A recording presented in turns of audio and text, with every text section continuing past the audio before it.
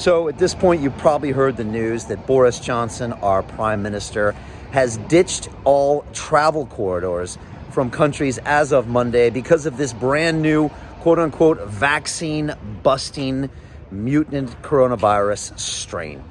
And what this does, honestly, is it puts the economy in a much worse place at this point. As if we weren't already dealing with lockdown. Now we've got nobody coming in this country without some severe frictions, and we've just got more fear that's being brought into any potential tourism in this country, which, let's be honest, means any type of economic repair. And every other day it seems to be a new headline. There's a new strain. We don't know what's going to happen. We could be locked down till autumn, maybe till winter.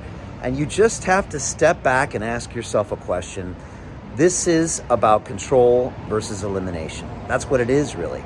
And are we really going to eliminate this virus? Is it really practical to keep everyone away from this strain or that strain? And I just think it's not. And I would think you probably agree with me. I think we have to find a way of living with this virus and finding a way just to coexist with it, assuming that strains are going to come and it's going to keep spreading and you're not going to be able to isolate people. I just think it's the wrong type of thinking, and I think we're all feeling that as well.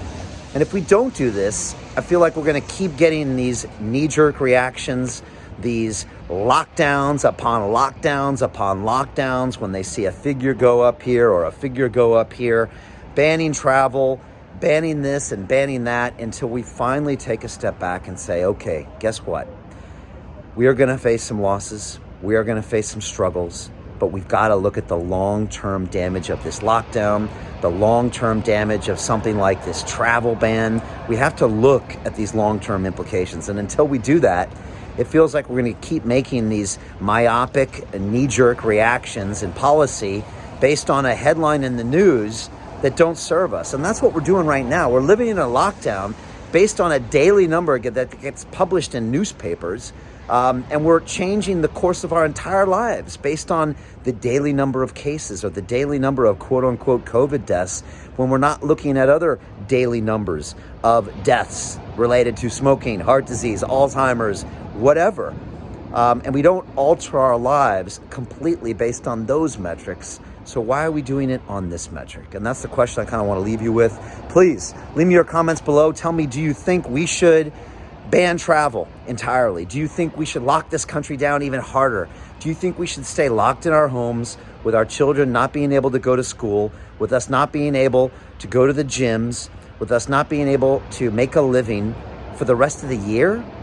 Could that even ever justify some metric of people that are dying from COVID? It's a question we have to ask ourselves. It's a hard question. It's a very hard question, but I think we need to come up with some more creative answers than lock it down, and lock it down. So leave me your comments below. I want to get your thoughts. Share this with someone who might need it, and I will talk to you on the next piece.